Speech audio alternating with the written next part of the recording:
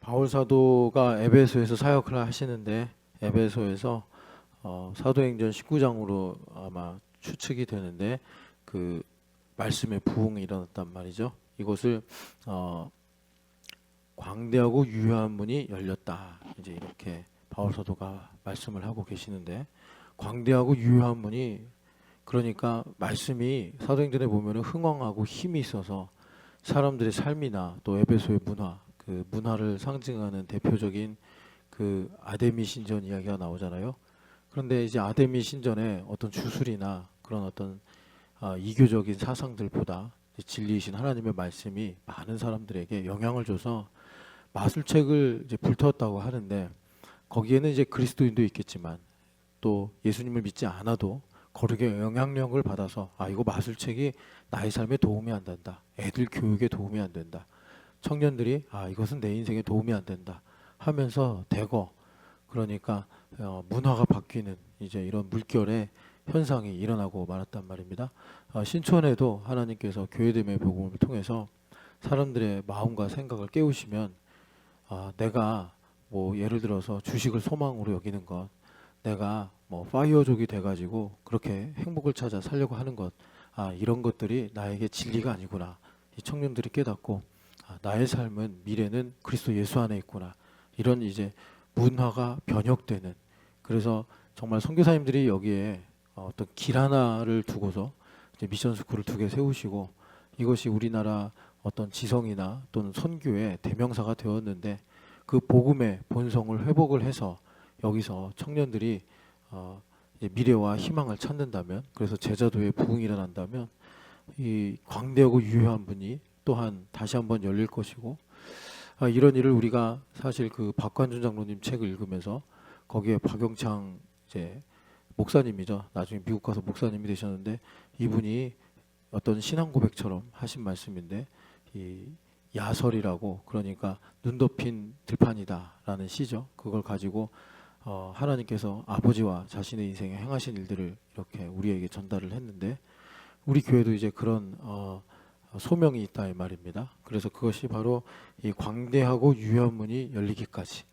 주님께서 우리에게 이제 교회됨의 복음을 전하도록 하신 것인데 여기 이제 광대하고 유효한 문이 열렸다. 그러니까 사도행전 전체가 사실 그 내용인데 그러니까 유대인들이 예수님을 영접하는 거야. 이들이 기다렸던 일이고 그리고 그들이 하나님 말씀을 믿는 백성들이니까 어떻게 보면 이제 자연스러운 맥락으로 볼 수 있지만 이방인들에게 특별히 헬라인이라고 이렇게 칭하여지는 그러니까 로마, 헬라 세계 사람들에게 이제 복음이 증거되는데 성경을 보면은 그러니까 우리가 이렇게 이제 하나님 중심으로 성경적으로 표현하면 하나님의 택하신 백성들이죠.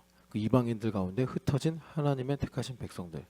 그런데 하나님께서 전능하시다고 자기가 좋아하는 사람에게 막 복을 주시고 좀 더 이렇게 좀 세밀하게 말하면 하나님께서 전능하시고 하나님께서 또 사랑하신다고 좋아하는 사람, 믿는 사람에게 막 복을 주시진 않아요. 그러니까 법적인 근거가 있어야 돼요. 그래서 하나님께서 어떤 한 사람을 복 주신다. 다른 말로 그 사람을 통해서 하나님의 일을 이루신다. 이렇게 말할 수 있는데 그러기 위해서 하나님께서 매우 섬세하게 빌드업을 해가십니다. 하나님께서. 우리가 그걸 알아야지. 그러니까 내가 선택해야 되는 게 무엇인지를 알 수 있고 하나님의 계획과 뜻이 무엇인지를 알 수가 있고 그런 것들을 우리에게 이제 보여주고 가르쳐주는 것이 이제 성경 말씀이죠.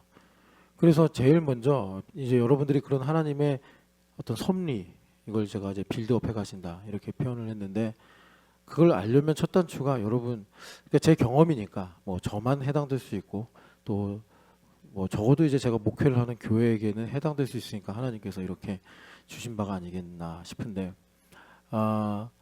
오이디푸스 왕이 자기가 누군지 몰라서 그의 이야기가 비극이 되는 것처럼 우리 예수님 믿는 사람들 특별히 우리 신촌연합교회 교회됨의 복음 뭐 이렇게 우리가 이제 믿고 살아가는 우리에게 그러니까 하나님께서 나를 얼마나 사랑하시는지를 모르면 눈뜬 장님이 되는 겁니다. 하나님 나를 얼마나 사랑하시는지를 알아야 돼. 얼마나. 그래서 여러분 제가 싫어하거나 두려워한 건 아니었습니다. 그런데 이해가 안 됐던 거는 뭐였냐면 성경을 읽으면서 예를 들어서 디모데에게 바울 사도가 넌 나와 함께 고난을 받으라. 복음의 능력으로 고난을 받으라. 이런 말씀들. 예수님을 믿고 하나님 나를 사랑하시는데 꼭 고난을 당해야 되나? 이것이 제가 가지고 있는 이제 기본적인 인성이 있잖아요. 사랑하면 아프게 하면 안 되잖아요. 사랑하면 그러니까 아프지 않게 지켜주고 돌봐줘야 되는데 성경에 보면 또 기독교 전통에 보면은 하나님을 사랑하면 꼭 고난을 당해야 되고 힘든 일을 겪어야 돼. 그래서 이게 성경을 읽으면서 예를 들어서 고린도후서 11장, 고린도후서 6장 이런 부분들 그럼 고난을 당해야지 하나님을 사랑하는 걸 뭔가 입증을 하고 내가 인정을 받는 것인가. 근데 이것이 그러니까 우리에게 주신 하나님께서 주신 본성이 있잖아요. 말씀이 본성하고 이렇게 연결이 안 되는 거예요. 그러면 내가 정죄를 받죠. 나는 하나님을 안 사랑하나 보다. 하나님을 그러니까 뭐 편하게 믿으려고 하나 보다. 이런 생각을 했는데 이제 제가 신앙이 어리니까 이제 그런 말씀의 그 복음의 세계를 이제 몰랐던 것이고, 그래서 제일 먼저 이런 맞지 않는 부분들, 말씀을 읽으면서 부담스러운 부분들, 그런 것들을 우리가 먼저 이제 해결하기 위해서 필요한 것이 뭐냐면 하나님께서 나를 얼마나 사랑하시는가를 물론 죽기 전에 알아도 되겠지만 여러분 우리가 왜 사는지는 알고 이제 이걸 생각하면 내가 젊을 때 힘 있을 때 그리고 내가 여생이 있을 때 하나님께서 나를 이렇게 사랑하시는가를 알고 이제 여러분들이 나머지 모든 일들을 보면은 하나님의 계획과 뜻이 무엇인지를 알게 되고 내가 무엇을 해야 될지 답을 우리가 찾을 수 있더라라는 거예요.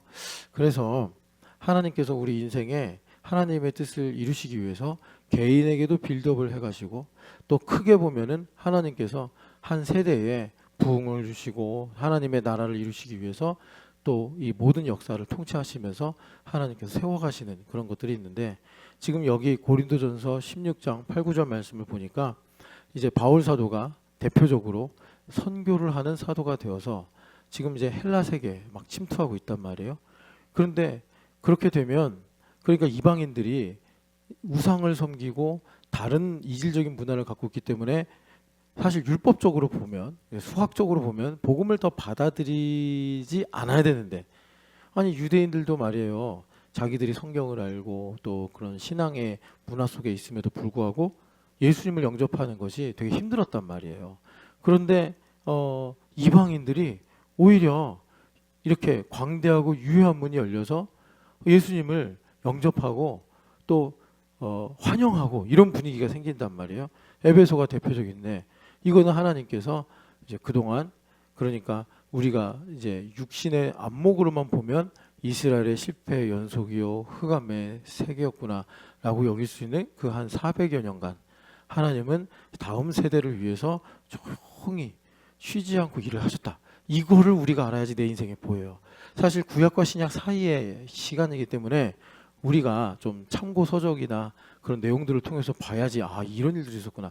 그러니까 성경에는 하나 기록될 것이 별로 없고 그냥 다니엘서에 그리고 여러 소선지서들 사이에 조금씩 이렇게 하나님께서 기록을 해놓으셔서 우리가 보면서 선지자들이 이렇게 말한 것이 이제 나중에 보면은 알렉산더 때 이렇게 이루어진 거구나.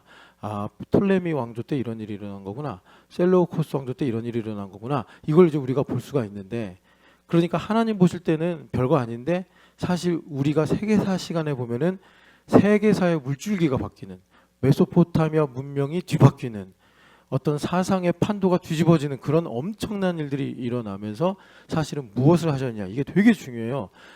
민족 가운데 흩어진 바벨탑의 저주 때문에 흩어져 버린 하나님의 백성들을 찾으시기 위한 빌드업이 전 세계적으로 일어나고 있었다라는 것입니다. 그래서 뭐 톨레미 왕이 이제 LXX로 그 성경을 헬라어 번역으로 만든 것이나 아니면은 그 다음에 이제 안티오쿠스 3세가 예루살렘을 정복하면서 혁명이 일어나가지고 유대 공동체 가운데 바리새인파가 일어난 것이나 그러면서 이제 바울 사도가 그런 환경 속에서 배경 속에서 이제 세워진 인물인데 여러분들 이것이 성경에 기록이 되지 않은 말씀이지만 우리 신촌연합교회가 거룩의 추격차다라는 하나님의 말씀을 들을 때 여러분들이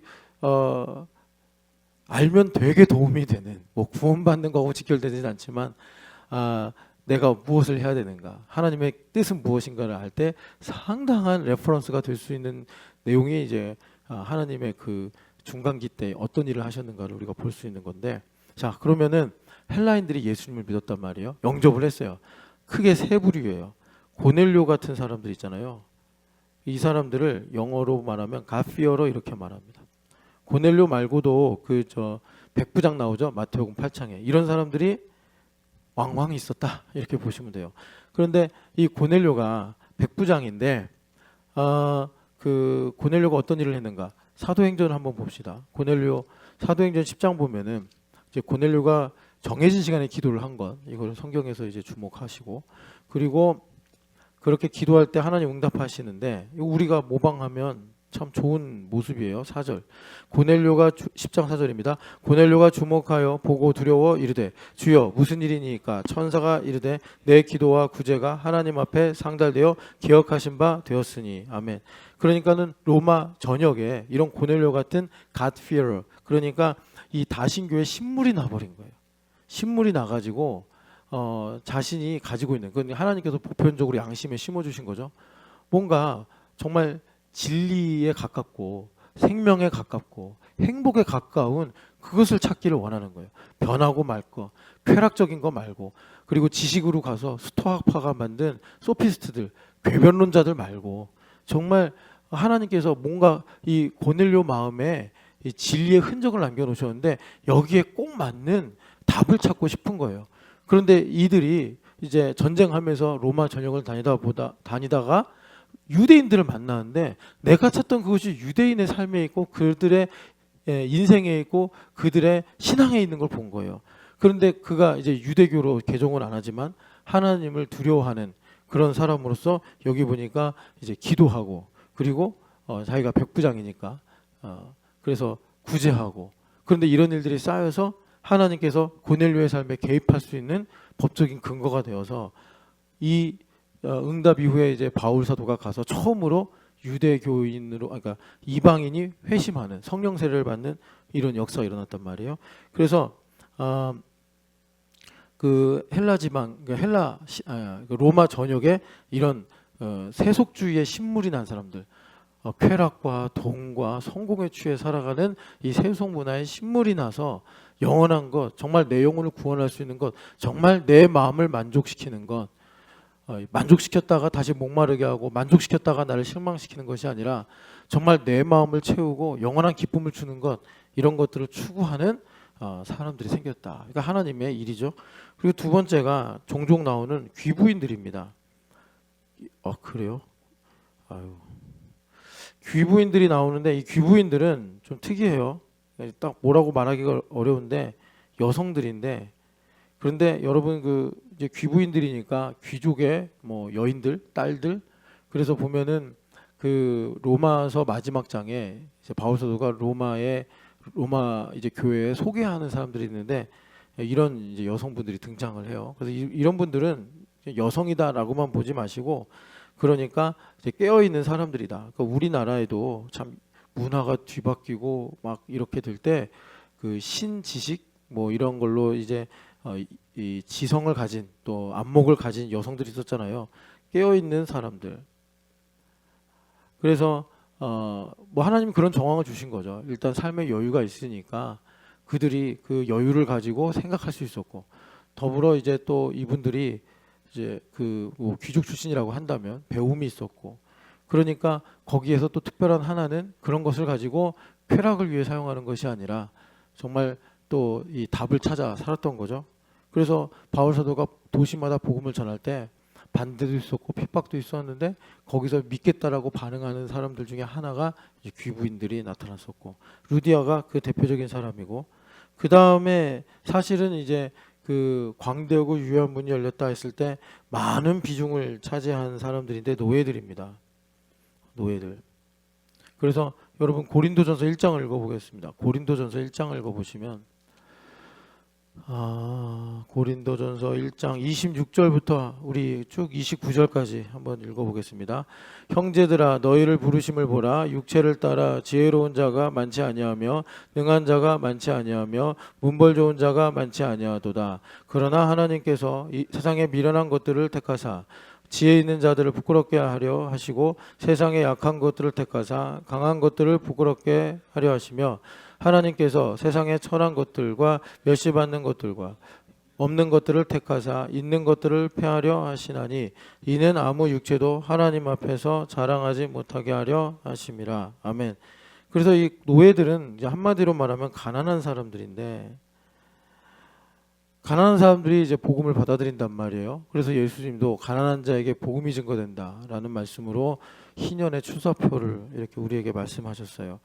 여러분, 그래서 이 고린도 도시, 이 고린도가 그러니까 뭐 아테네나 또 테베 같이 그리스의 아주 번성하던 도시국가였어요. 그런데 로마에 의해서 바울 사도가 선교하기 100년 전에 식민지가 돼요. 식민지가 돼서 고린도에 살던 대부분의 원주민들이 우리나라가 일제 지배를 받는 것처럼 이제 식민 지배를 받는 사람들이 돼요. 그래서 고린도가 물론 하나님께서 바울 사도에게 능력을 주셔서 거기서 예수님 믿고 구원받는 사람들이 있었겠지만 준비된 영혼들이 뭐냐? 로마가 식민 지배를 하면서 로마의 장군들이 이제 지배계층이 되고 그리고 이전에 고린도 도시의 원래 주인들은 지배를 받는 사람들이 되어서 이러한 배경이 이들이 바울 사도가 복음을 전할 때 반응할 수 있는 결정적인 이유가 되었다. 그래서 바울 사도가 말씀하시는 것이 너희의 부르심을 봐라. 여러분 빌립보 있죠? 빌립보도 그렇게 하나님께서 크게 쓰신 도시인데 이 빌립보는 400년 전에 그러니까 여러분 알렉산더 왕의 아버지 이름이 빌립이잖아요. 그래서 그 빌립 황제가 내려와 가지고 이 빌립이라는 도시를 정복을 했어요. 그 전에 다른 이름이 있었는데 그래서 자기 이름을 따 가지고 빌립보다 이렇게 이름을 지은 거예요. 필립이다 이름을 지은 거예요. 그래서 이 빌립보는 400년 동안 그러니까 지배를 당한 그런 식민지 도시란 말이죠. 그리고 바울 사도가 처음으로 가서 복음을 전한 비시디아 안디옥의 원주민은 비시디아 사람들이에요. 비시디아 안디옥은 그러니까 바울 사도가 갈라디아에서 처음으로 복음 전한 데잖아요. 이 사람들도 마찬가지예요. 그래서 이 세 도시는 다 로마의 지배를 받으면서 참 힘들고 어려운 노예의 삶을 살던 사람들인데 바울 사도가 복음을 전하니까 그런 환경이 복음을 영접하게 만든 건 아니지만 하나님께서 그런 것들을 통해서 여기 말씀대로 그들의 마음을 낮추시고 복음을 영접하게 하사 강한 것들을 부끄럽게 하시고 그리고 없는 것들을 택하사 있는 것들을 폐하시는 그 하나님의 이름을 높이시는 이런 일들을 이루셨는데 여러분 이 세 가지가 그냥 역사적인 어떤 내용으로만 보는 것이 아니라 나의 삶에 다 있습니다. 나의 삶에 고넬료 같은 것이 있고 나의 삶에 귀부인 같은 것이 있고 나의 삶에 이렇게 식민지 도시에 살아가는 노예들과 같은 가난함이 있습니다. 하나님께서 이런 것들을 통해서 우리에게 복음을 영접하게 하시고 하나님 나라를 침노하게 하시는 이런 일들을 우리에게 베풀어 주시는 거예요. 그래서 다시 이제 고린도전서 16장으로 돌아오면 광대하고 유효한 문이 열렸는데 이것이 그냥 바울 사도가 복음을 전하고 갑자기 거기에 기적이 일어나고 거기에서 사람들이 열렬히 반응해서 된 것이 아니라 예루살렘 교회에 바울 사도가 솔로몬 행각에서 그 안진뱅이를 일으켰잖아요. 그때 3,000명 또 5,000명 이렇게 회심했다고 하는데 그것 또한 하나님께서 400년 동안 빌드업을 하셔가지고 많은 지역에서 온 유대인들이나 유대교 개종자들이 모여서 얼마 전에 십자가에서 죽으시고 그리고 사람들의 소문에 의하면 부활했다고 하는 그 예수님에 대한 증거를 베드로 사도가 하니까 그렇게 3,000명, 5,000명 갑자기 사람들이 회심을 한 거지. 베드로 사도가 설교를 너무나 잘하고 성령 하나님께서 강력하게 역사만 하셔서 그렇게 예루살렘 교회가 한꺼번에 3,000명, 5,000명에게 세례를 주고 예루살렘 교회가 세워진 것이 아니라 하나님께서 진작에 사람들은 실패하고 사람들은 모르고 살아갈 수가 있었는데 하나님께서 조용히 신실하게 일을 하셔서 우리식 표현으로 말하면 빌드업을 하셔서 그 순간 하나님의 일을 이루셨더라라는 것입니다. 제가 이것을 왜 이렇게 강조하냐면 우리 개인의 삶에도 마찬가지다. 이걸 말씀을 드리는 거예요. 마찬가지다. 우리는 실패하지만 하나님은 실패하시는 것이 아니라 계속 그분의 목적을 위해서 달라스 윌라드 목사님의 말씀처럼 그 컨스피러시와 같은 그 뭐라 그럴까 보이지 않는 계략에 의해서 하나님의 일은 꾸준히 이루어지고 있더라라는 거예요.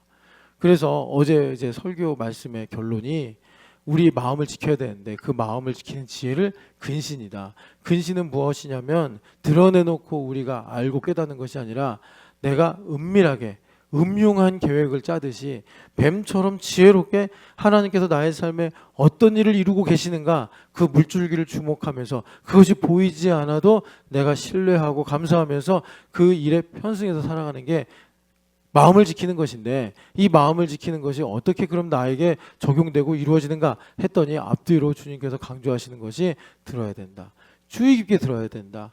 그래서 주님께서 성령 하나님을 통해서 우리에게 지금도 혼란스럽고 사라지는 것 같고 희미해지는 것 같고 안 되는 것 같고 망하는 것 같다 보여도 우리 하나님께서 그러실 리가 있겠습니까? 전능하신 분이고 하루 종일 일하여도 피곤치 않으신 분이고 아무리 많은 사람들을 상담해도 우리 하나님은 명철이 한이 없으신 분이라고 이사야서에 말씀하시는데 여러분 그렇게 하나님께서 나의 삶에서 은밀하게 지금도 자기의 영광을 쌀 한 톨만큼도 흘리지 않기 위해서 일하시고 계시다는 사실을 알고 여러분 이 전도의 문이 그러니까 나의 인생의 복음의 문이 열리기를 여러분 소망하면서 믿음으로 살아가시기를 축복합니다.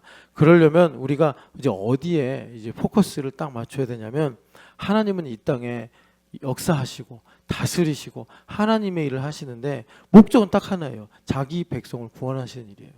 우리도 거기에 딱 우리의 시선을 고정시켜야지 하나님께서 일하시는 것들을 맥락으로 우리가 발견하고 찾아갈 수 있다는 것입니다. 이 부분까지 우리가 성숙이 돼야 돼요. 그러니까 내가 당장 눈앞에 닥친 문제들을 해결하는 것도 참 중요하고 하나님도 그것을 절대로 가볍다고 무시하지 않으십니다. 그런데 그런 것들을 우리가 답을 찾고 그래서 나의 삶에 하나님의 나라가 임하는 것을 증인으로 고백하고 말하고 살려면 우리가 하나님과 같이 어디에 딱 나의 인생이나 역사관에 초점이 들어가야 되냐면 하나님은 공의의 하나님이라고 성경에서 특별히 욥기에서 얼마나 많이 말씀하십니까? 시편에서도 여러분들이 참 그러니까 주목을 해서 찬찬히 보면 시편에도 물론 인자하심도 많이 나오지만 공의의 하나님이 어마어마하게 많이 나와요. 그런데 이 공의가 뭐냐 봤더니 타락한 이 천사인 사탄을 심판하시려고 하나님께서 그 심판을 공정하게 공의롭게 하시기 위한 근거가 필요하신데 그 근거가 증인이란 말이에요. 그 증인으로 교회를 부르셨고 그래서 그 교회가 무엇인가 봤더니 하나님께서 창세전에 자기 속에서 택하시고 예정하신 바 하나님의 자녀들이더라라는 겁니다. 그래서 그 자녀들을 모두 모으면 그 자녀들이 교회가 되고 이 교회가 그러니까 증인의 수가 채워진 완성을 이루어서 마침내 하나님께서 그 증인들의 증거를 근거로 사탄을 너는 거역한 그러니까 하나님께 반역한 죄인이다 해가지고 이제 최종 심판을 이루신다라는 것이에요. 자, 그래서 무슨 말이냐면 우리가 하나님께서 역사를 이끌어 가시는데 그 역사의 초점이 뭐냐? 아, 흩어진 하나님의 백성들을 모으시는구나. 우리는 그래서 그 전부를 다 알 수는 없고 우리가 살아가는 이 시대 속에서 일단 하나님께서 이 청년들 가운데 흩어진 하나님의 백성들을 모으기를 원하시는구나. 그리고 이 청년들만이 아니라 지금 여러분들 조금 감을 잡으셔야 돼요. 그러니까 뭐냐면 지금 중국과 미국과 러시아가 이 동북아시아에 지금은 이제 중동에 관심이 다 꽂혀 있는데 많은 이 뭐 역사 또 지리학자 문명학자들이 말하기를 여기도 상당히 그러니까 금싸라기 땅이다 이런 말을 한단 말이에요. 그런데 일본도 그렇고 한국도 그렇고 땅의 크기나 인구수에 한계가 있단 말이에요. 그리고 일본은 옛날에 참 잘 나갔는데 이빨 빠진 호랑이가 돼서 여러분들도 얼마 전에 보셨겠지만 구마모토에다가 TSMC 딱 지어가지고 이제 우리도 TSMC처럼 반도체 다시 일어설 수 있다 했는데 지진이 왕창 일어나는 바람에 이온이라고 여러분들 일본 가면 보는 큰 쇼핑몰이 있어요. 그게 갑자기 우르르 하고 내려지는 영상이 일어났다면 거기서 어떻게 그럼 반도체 공장을 세웁니까? 못 세우지 물 건너간 거지. 그러니까 일본은 뭘 해도 되는 게 없어요 요즘에. 그래가지고 우리 그 이제 지성인들이죠. 이제 앞서 가시는 분들이 중국하고 러시아하고 미국 사이에서 이제 살아남을 수 있는 유일한 길은 한국하고 일본하고 상생하는 거다. 상생해가지고 우리나라도 그런 이전 이제 상생하는 일을 위해서는 통일이 돼야 되고, 이제 이런 일들을 보면은 하나님께서 북한에 있는 택하신 백성들을 찾기를 원하시고, 일본에 흩어진 하나님 백성들을 구원하기를 원하시고, 또 당장 우리 눈앞에 있는 이 캠퍼스에 이제 미래 하나님 나라 일꾼들이죠, 택하신 하나님 백성들을 하나님께서 모으시기를 원하시고, 여기에 우리가 기도에 초점을 딱 맞추고 살아갈 때 하나님께서 나의 삶을 적법하다 하셔서 하나님께서 나의 삶에 답을 주시고 인도하시고, 그리고 하나님께서 나의 삶을 지키셔서 우리 삶의 규모도 있게 하실 뿐만이 아니라 이 일로 인해서 하나님께서 그분의 이 나라를 이 땅에 이루어 가시더라라는 거예요. 그래서 이것을 우리가 보려고 지금 광대하고 유효한 문이 열렸다고 바울사도가 말씀하시는데, 도대체 이게 무슨 배경이냐, 이것을 우리가 아주 짧게라도 좀 본 거예요. 그런데 문이라고 하니까 우리 성경에 보면 이제 문이 열리는 말씀들이 많이 나온단 말이에요. 대표적으로 계시록에 보면은 하나님께서 교회들에게 편지를 보내신 다음에, 그리고 내가 너희들 앞에 열린 문을 두었다. 그래서 그 열린 문을 보니까 무엇인가 봤더니 그 열린 문으로 하늘의 보좌가 보이고, 그리고 거기서 이제 네 생물들과 24장로들이 보좌에 계신 하나님과 그 어린 양을 경배하는 이제 장면이 나온단 말이에요. 그러니까 그 열린 문이 무엇입니까? 그것은 하나의, 그러니까 중첩을 이루는 그 게이트 같은 거예요. 그러니까 우리 신촌연합교회가 어제 예배했잖아요. 이 교회가 되어서 우리가 여기 모여서 1부부터 3부까지 예배를 했단 말이에요. 다니엘부도 예배하고 사무엘부도 예배하고 예배했단 말이에요. 이 예배를 하는 것이 그 문으로 인해서 하늘에서 네 생물과 24장로들이 보좌 앞에서 경배하고 찬양하는 일과 하나더라라는 것입니다. 그럼 예배하는 것이 하늘과 땅이 하나가 되는 것이 왜 중요하냐? 이것이 하나의 통로가 돼서 어린 양께서 그 다음에 나오는 말씀인데 봉인을 떼잖아요. 이 봉인을 뗀다는 것은 그 두루마리에 적힌 말씀들이 이 땅에 이루어진다는 건데, 하나님의 통치가 그 열린 문을 통해서 예배가 하나가 될 때 이 땅에 하나님의 나라로 임하여 나타나게 되더라라는 것입니다. 그럼 이 열린 문이 우리 개인에게는 무엇이냐? 그 열린 문을 주님께서 야곱에게 보여주시고, 야곱이 루스 땅을 베델이다 그랬단 말이에요. 거기서 야곱이 11조를 소원한 일도 있고, 돌기둥을 쌓고 베델이다, 여기가 바로 성전이다, 하나님의 집이다, 이렇게 이제 신앙 고백을 했다 이 말이죠. 그런데 그 열린 문의 꿈의 내용이 뭐냐 봤더니 사람이 만든 그 지구라트, 바벨탑 같은 거죠. 그것들은 땅에서 인간이 돈으로, 힘으로, 지식으로 계단을 만들어 가지고 하나님 계신 보좌에 올라가려는 시도라면, 그 야곱이 본 우리가 사다리 꿈이다 이렇게 말하잖아요. 그게 사실 사다리가 아니라 층계라고 봐야 되는데, 그 꿈은 뭐냐? 하늘에서부터 하나님께서 내려오시는 거란 말이에요. 인간이 올라가는 게 아니라 성육신 하신 예수님께서 말씀 육신이 되어 이 땅에 동정녀에게 잉태되어 인간으로 내려오신 것처럼, 하나님께서 친히 하늘에서부터 쭉 천사들을 내려 보내셔서 하나님의 나라를 우리의 삶에 이루시는 것이더라 라고 말씀하세요. 그런데 이것을 주님께서 창세기 28장에 보여주시고, 그리고 요한복음 1장에 나다나엘을 만나시면서 우리 주님께서 나다나엘에게 너가 이런 일을 믿느냐, 내가 너를 안다고 해서 너가 나를 아는 것을 믿느냐 말씀하시면서 주님께서 이보다 더 큰 일을 보리라 해가지고, 그러니까 에베소서 3장에 있는 것처럼 하나님께서 교회를 통해서 하나님의 경륜을 이루시고, 그 경륜을 이루실 때 우리는 몸이 되어 하나님의 경륜을 이루는 그 모든 역사의 편승이 되어 살아갈 것을 주님께서 요한복음 1장 51절에 말씀하신다 이 말이에요. 그런데 그 열린 문이 이제 있게 되는 게 무엇인가 봤더니, 하나님께서 예수님께서 나다나엘에게 너가 내가 무화과 나무 아래 있는 것을 보았다 말씀하시면서 너는 참 이스라엘 사람이다, 이렇게 나다나엘에게 주님께서 너를 안다라고 매우 개인적인 이야기를 주님께서 나다나엘에게 하시는데, 나다나엘의 속에는 무슨 사정이 있는지 모르지만 그것이 진리라는 사실이죠. 그래서 나다나엘이 그 말을 듣고서는 베드로처럼 예수님께 신앙 고백을 드리는데, 당신은 이스라엘의 임금이시요 하나님의 아들이십니다, 이렇게 이제 신앙 고백을 했다는 것입니다. 그러니까 이 열린 문이 우리에게 있다, 우리에게 하늘의 문이 열린다, 이것은 뭐냐면 나를 아는 것으로 하나님을 안다 이거예요. 나를 아는 것으로.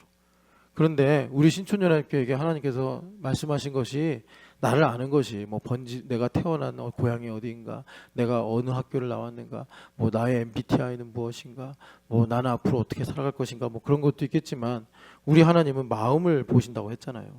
이 마음 속에 있는 함수를 보기 원하시는데 함수를 보는 것이 무엇이냐면 나에게 그 종이 한 장의 미세한 차이까지도 성령 하나님께서 영광으로 보게 하셔서 이런 겁니다. 내가 어떤 말을 들을 때 왜 그 말이 나를 뭐 때로는 완고하게 하는가, 혹은 나에게 왜 이런 아웃풋을 가지고 오는가. 그러니까 우리가 생각을 하고 판단을 해서 행동을 할 수도 있지만 생각하고 판단하기도 전에 내 마음에 함수라는 것이 있어서 즉각적으로 마치 그 본능인 것처럼 반응하게 만드는 그런 일종의 원리들이 있단 말이에요. 그것을 그러니까 여러분 욥기를 한번 보시면 욥기에서 이제 하나님께서 욥에게 쭉 말씀하신 다음에 어떤 말씀을 하냐면 욥기 41장인가 40장이죠. 40장을 보시면 하나님께서 첫 번째는 어제 우리 3부 때 들었지만 무지한 말로 생각을 어둡게 한 자가 누구냐 이렇게 말씀하죠. 그러니까는 마음이 어두워져서 하나님의 깊은 지혜도 모르면서 뭐가 옳고 뭐가 맞냐 말하는 사람이 누구냐 주님께서 욥에게 말씀하시고, 두 번째는 2절 읽어보겠습니다. 트집 잡는 자가 전능자와 다투겠느냐, 하나님을 탓하는 자는 대답할지니라.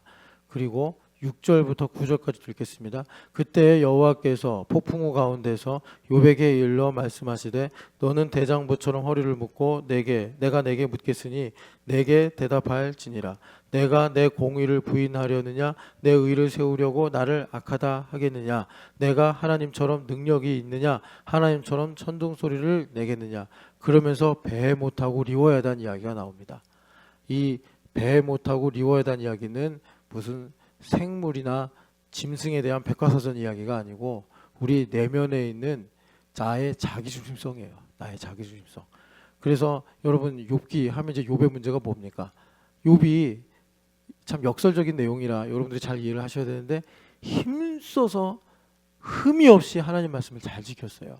그래서 하나님께서 말씀하시기를 욥은 하나님을 경외하여 악에서 떠난 자다, 온전한 사람이다, 이렇게 하나님 인정을 하셨어요. 그런데 이것 때문에 그림자가 생겨가지고 지금 여기 하나님께서 하시는 말씀처럼 너가 의롭다고 하려고 나를 악하다 하느냐, 하나님께서 이제 욥의 문제가 무엇인지를 말씀하시는 거예요. 그러니까 우리 개인에게 중요한 건 이것입니다. 내가 행복하게 살기 위해서, 내가 사랑하는 사람을 위해서 헌신하기 위해서, 내가 고상하게 생각하는 신념을 지키기 위해서 우리가 선하게 행동한단 말이에요. 애쓴단 말이죠. 그런데 여러분 성경에서 무엇을 말하죠? 인간은 죄인이라고. 그래서 무엇을 해도 하나님 영광에 이르지 못한다. 여기 계신 엄마들이 자녀들을 잘 키우길 원해요. 선한 일이죠. 마땅히 그래야죠. 그게 정상이죠. 그런데 내 힘으로 그 좋은 일을 애쓰면 어떤 결과가 나오냐면 나의 의를 세우려고 하나님을 악하다 하는 그 벽에 결국은 부딪히고 말더라. 이 이상한 역설을 그리스도인들이 이성으로 심각하게 진지하게 생각을 해보고 픽션으로 만든 게 그 오이디푸스 왕의 이야기예요. 내가 누군지 모르고 내가 선하고 내가 옳다고 생각하는 것을 위해서 애쓰고 열심히 살았는데 그게 나중에 보니 거꾸로 가는 거였구나. 그게 비극으로 가는 길이었구나. 그런데 그게 왜 그런지 모르니까 그냥 애매하게 신탁이다 뭐 이렇게 한다 해가지고 붙여서 그렇게 사람들에게 알리고 공유를 한 것인데, 성경은 정확하게 말씀하죠. 우리는 죄 가운데 살고 있고 우리는 태어나면서부터 죄인이기 때문에 제가 제 힘으로 교회를 위해서 열심히 목회하고 섬기죠. 그러면 어쩔 수 없이 바울 사도가 나는 사망의 몸이구나 한 것처럼 결국 내가 원하는 그 말한 반대 방향으로 가더라. 이것을 성경에서 우리에게 말씀하시는 거예요. 그래서 뭐가 해결돼야 되냐면 그 아래 베헤못과 리워야단이 해결돼야 되는데, 이 베헤못과 리워야단은 여기서 보는 것처럼 사람이 어떤 지식이나 노력이나 도덕이나 감정으로 다스리거나 통제할 수 없는 것이다. 그래서 하나님만이 나의 자기중심성을 이제 하나님 중심으로 바꿀 수 있는 능력과 지혜가 있는 분이더라라는 거예요. 그것을 우리가 내 마음에서 일어나는 작용이다라고 이제 보고 함수다. 그래서 우리가 어떤 말이나 어떤 외부의 영향을 받을 때 내가 생각하고 감정을 느끼기 전에 이미 여기 안에 어떤 무슨 뭐 이제 체계가 있어가지고 함수가 있어서 그것이 작동을 해가지고 나에게 어떤 일관된 변화, 행동, 일관된 결과 이것들을 가져오게 만든다. 이것은 우리가 바쁘고 정신없이 아무렇게나 살면서 볼 수 있는 것은 아니고 하나님 앞에 기도하고 하나님의 말씀이 우리 영과 혼과 간접골수를 찔러 쪼갤 때 내가 이런 함수를 가지고 있구나 라는 것을 알게 하시는데 이것이 왜 중요하냐면 그런 것들을 가지고 하나님의 깊으신 계획과 뜻이 무엇인지를 알게 하셔서 나를 아는 것이 하나님을 알게 하는. 그래서 내가 가지고 있는 어떤 함수가 이제 뭐하고 연결되냐면 바로 하나님의 섭리와 하나님의 경륜을 알게 하는 지혜의 뭐라 그럴까? 하여튼 근거가 된다라고도 할 수 있고 하나님께서 이것들을 통해서 나에게 깨닫고 알게 하신다. 주님께서 우리에게 이제 말씀을 하시는 거예요. 그래서 여러분 그 하늘에서 이렇게 계단이 내려와서 천사들이 올라갔다 내려왔다 했다고 그랬잖아요. 이것을 여러분들 그 신학자들이 이제 정리를 한 거예요. 뭐라고 말하냐면 성육신의 신앙 고백이다. 그러니까 성육신의 약속이다. 말씀이 육신이 되어 우리 가운데 거하신 것처럼 하나님께서 하늘에서 사다리를 내려주시고 그리고 나다나엘에게 너가 이 일을 믿느냐 더 큰 일을 보리라 하시면서 창세기 28장의 사다리 꿈을 야곱의 꿈을 예수님께서 다시 한번 말씀하셨단 말이죠. 그러니까 내가 성육신을 믿고 살아간다는 것은 무엇이냐면 내 안에 예수님 살아계셔서 오늘 내가 살아가는 삶이 하나님의 나라가 임하는 것이다 라고 믿고 살아가는 거예요. 그래서 요한 1서를 보겠습니다. 요한 1서를 보면은 1절부터 3절까지 같이 읽어보겠습니다. 태초부터 있는 생명의 말씀에 관하여는 우리가 들은 바요 본 바요 자세히 보고 우리의 손으로 만진 바라. 이 생명이 나타내신 바 된지라. 이 영원한 생명을 우리가 보았고 증언하여 너희에게 전하노니 이는 아버지와 함께 계시다가 우리에게 나타내신 바 된 이시니라. 우리가 보고 들은 바를 너희에게도 전함은 너희로 우리와 사귐이 있게 하려 함이니 우리의 사귐은 아버지와 그의 아들 예수 그리스도와 더불어 누림이라. 아멘. 그러니까 태초부터 있는 생명의 말씀이 요한복음 1장에서는 육신으로 나타나셔서 우리가 보았다.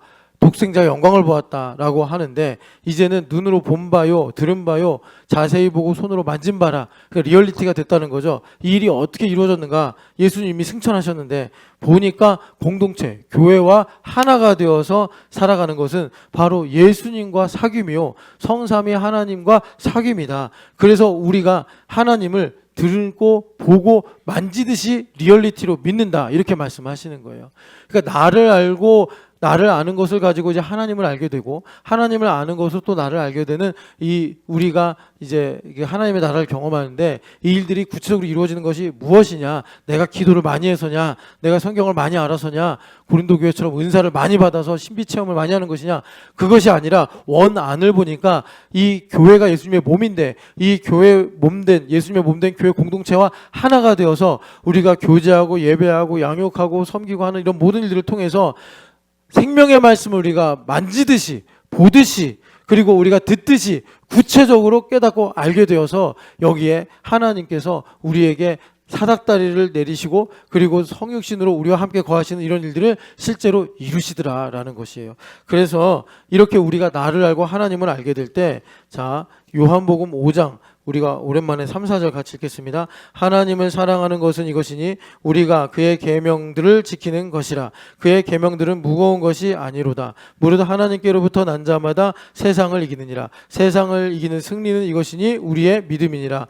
예수께서 하나님의 아들을 이심을 믿는 자가 아니면 세상을 이기는 자가 누구냐? 세상을 이긴다. 하나님의 뜻이 우리 가운데 이루어지는 것인데 누가 이기냐면 믿는 자가 이루어진다는 거예요. 그러면 여기서 그 믿음의 내용이 무엇이냐 봤더니 예수님을 6절에 보니까 물과 피로 믿는다. 예수님을 추상적으로 믿는 것이 아니라 우리가 교회 공동체와 교제를 하면서 성경학교를 통해서 매우 구체적이잖아요. 우리가 또 여러 가지 공동체 안에서 모임을 하면서 매우 구체적이잖아요. 그래서 그렇게 물과 피로 임하신 예수님을 우리가 여기서 만지듯이 듣듯이 보듯이 믿어서 성령 하나님께서 그 모든 경험들 그 모든 시간을 모든 일들을 증언으로 인치셔가지고 우리로 예수님을 나타내신다. 그래서 우리가 그 예수님을 믿는 믿음으로 그러니까 이제 하나님께서 우리의 마음을 지키시고 그리고 하나님께서 우리에게 이제 하나님의 경륜의 편승이 되어서 하나님의 뜻이 이루어지는 그 일들을 우리가 이루고 살아가게 되더라라는 것입니다. 그래서 정리를 하면 이거예요. 주님께서 나다나엘에게 축복하시면서 너가 이런 말을 했다고 해서 믿느냐? 더 큰 일을 보리라. 나다나엘이 경험한 것이 무엇입니까? 예수님께서 내가 너를 안다. 우리 주님께서 오셔서 나에게 내가 누구인지를 알게 하신다는 거예요. 내 마음 깊은 곳에 어떤 함수가 있는지를 깨닫고 알게 하시는 거예요. 그것을 통해서 그냥 아는 것으로 그치는 것이 아니라 예수님을 알게 하시고 하나님을 알게 하시는데 이것이 우리 인생이란 말이죠. 그런데 우리가 머리가 똑똑해서 알게 되겠습니까? 우리가 남들보다 착해서 더 잘 알겠습니까? 그게 아니라 교회 공동체가 되어서 요한일서에서 읽지 않았지만 2장 27절 성령 하나님의 기름 부으심이 우리로 나를 알게 하시고 예수님을 발견하여 나의 삶에 하늘의 문이 열리고 하나님의 통치와 나라가 나에게 임하여서 나의 삶에 사소하고 개인적인 일들 속에서 하나님의 뜻이 이루어져 나의 삶의 규모가 갖추어지게 되는 이런 일들 주님께서 이루시더라라는 것이에요. 그래서 나를 알고 하나님께서 나에게 너는 나의 이러한 존재다라고 말씀하시면서 이러한 것들을 통해서 예수님은 나의 하나님이시고 나의 주인이시구나 라는 것을 깨닫게 하실 때 하나님께서 하늘의 문을 열으셨으니 그 문을 통해서 하나님께서 하나님의 나라가 나의 삶에 이루어지고 나타나는 것으로 나의 삶의 현실의 문제들이 해결될 뿐만이 아니라 이 일들이 다만 이 땅에서 유한한 사건만이 아니요 하나님께서 나에게 주신 상급이 되어서 하나님 나라의 상속자로 살아가는 일들을 주님께서 이루시더라라는 것입니다. 그래서 이렇게 주님께서 물과 피로 임하신 성령 하나님, 신촌연합교회로 임하신 성령 하나님, 예수님, 그 예수님을 성령 하나님께서 증언하셔서 나로 예수님을 만지듯이 보듯이 듣듯이 믿게 하시는데 이 일들을 우리가 어떻게 받아요? 그냥 진공 상태에서 이 아무것도 없는 이 허공에서 그냥 무슨 와이파이처럼 내려오는 것이 아니라 구체적으로 마디와 힘줄을 통해 서로 연결되고 결합이 되어 공급을 하는 이런 일들로 성령 하나님께서 우리에게 지혜와 계시형을 주셔서 우리에게 이 마음의 눈을 여시고 그래서 우리가 형제 안에서 또 성경학교를 통해서 또 요세프 수련회를 통해서 주님의 얼굴을 보게 하심으로 우리로 이제 구체적인 신앙을 가지게 하신다라는 것입니다. 그래서 여러분 이거예요. 내 마음의 함수를 본다. 이것을 바울 사도가 이제 두 가지로 좀 더 세밀하게 말씀하신 것이 은혜를 깨닫게 하시고 그리고 영적인 일을 분별하게 한다. 근데 영적인 일을 분별하는 것은 이런 특징이 있어요. 다시 한번 말씀드리지만 하늘의 일들을 이제 중첩이 돼서 땅에도 나타나는데 땅에 나타날 때 보면은 어리석어 보인다. 어제 그래서 엘리사 이야기를 여러분들에게 드린 건데 그래서 육신에 속한 사람은 다 이것을 어리석고 하찮게 보고 영에 속한 사람들은 그 일을 크리티컬 포인트로 봐서 에베소서 5장 16절 말씀처럼 세월을 아끼라 때가 악하니라. 거기 뭐라고 그래요? 거기 보면 every 뭐라고 그러지? 그거 내가 NLT 성경의 번역이 너무 좋아가지고 알아놨었는데 그러니까 모든 기회를 그러니까 원래 직역을 하면은 시간을 구속하라, 속량하라 이런 뜻인데 그것을 속량하라는 개념이 우리한테 익숙하지 않으니까 이 악한 세상 속에서 하나님께서 주신 시간을 기회로 만들어라. 이제 그렇게 NLT 성경에서 번역을 하고 있어요.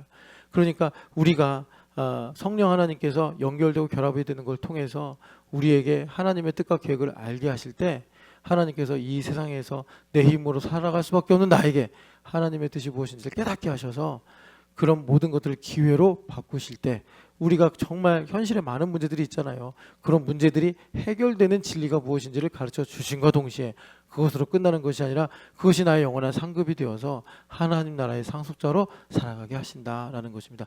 이것이 지금 우리 앞에 열린 광대하고 유효한 문이다. 그래서 우리는 오늘 교회됨을 통해서 이 교회됨의 복음을 통해서 무엇을 알아야 되느냐? 나를 알아야 된다 이거예요. 나를 알아야 된다. 그래서 여러분들 안에는 충분히 알 수 있는 알만한 데이터들이 텍스트들이 충분히 축적이 되어 있어요. 그러니까 이렇게 빌드업을 하시고 여러분들 각자에게 이제 일을 하시겠다 하시는 거예요. 여러분들이 돈에 관련해서 또 인생에 관련해서 부모님과 관련해서 나 자신과 관련해서 살아온 경험에 의해서 충분히 어떤 함수라고 불릴 만한 데이터들이 충분히 여러분들 안에 이제 내재가 되어 있고 이것을 주님께서 말씀의 빛으로 비추셔서 내가 누구인가를 깨닫게 하시는데 이것이 그냥 나를 아는 것으로 끝나는 것이 아니라 그러면 오이디푸스 왕처럼 비참한 인생이 된단 말이에요. 나를 아는 것으로 끝나는 것이 아니라 그것으로 인해서 예수님이 누구신지를 알게 하셔서 우리에게 하늘문을 여시고 하나님의 나라가 임하는 이 일들을 구체적으로 사실적으로 현실적으로 이루어 주신다. 그래서 우리 신촌연합교회가 처음 시작할 때 말씀은 사실이다 라고 신앙 고백을 했던 이 일들이 도대체 나의 삶에 무슨 관련이 있는가? 주님께서 그것을 이루기를 원하신다. 다시 한번 말씀드립니다. 우리 앞에 주님께서 광대하고 유효한 문을 여셨습니다. 주님은 이 순간을 위해 이 때를 위해서 주님께서 이 성경에 기록된 것처럼 400년 동안 성실하게 빌드업을 해가신 것처럼 오늘 우리 삶에서 주님께서 쉬지 않고 일을 하셨습니다. 여러분, 이 광대하고 유효한 문이 열릴 때 여러분 요한계시록 마지막 22장을 보시고 우리 이렇게 삽시다. 자, 어디냐면은 21장 24절부터 26절까지 읽겠습니다. 만국이 그 빛 가운데로 다니고 땅의 왕들이 자기 영광을 가지고 그리로 들어가리라. 낮에 성문들이 도무지 닫히지 아니하리니 거기에는 밤이 없음이라. 사람들이 만국의 영광과 존귀를 가지고 그리로 들어가겠고 그 다음에는 속된 것이나 가정한 일이나 거짓말하는 자는 결코 거기로 못 들어가니 그들에게는 닫힌 문이 되는 것이죠. 여러분, 이렇게 열린 문이 있어서 만국이 하나님께 영광을 돌리는 아름다운 예루살렘 성이 되시기를 축복합니다. 사랑하는 하나님 아버지, 하늘의 문을 여셨습니다.